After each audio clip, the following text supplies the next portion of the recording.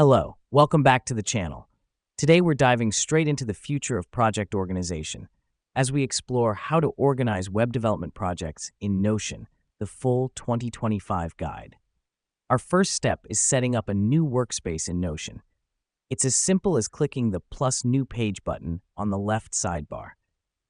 This creates a fresh canvas for us to start organizing our project. The reason we do this is to keep different projects separate and uncluttered. Next up, we'll create a project roadmap.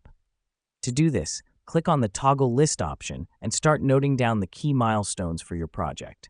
This step is crucial because it gives us a bird's eye view of our project, helping us to track progress and manage tasks more effectively.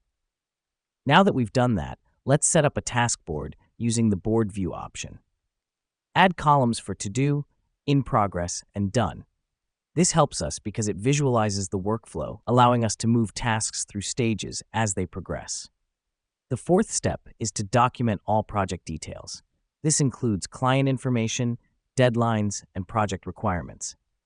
Click on Properties in your task board and add these details. This is important because it keeps all the necessary information in one place and makes it easy to access when needed. Finally, integrate your coding platforms like GitHub or GitLab with Notion. Go to Settings and Members, then Integrations, and link your preferred platform.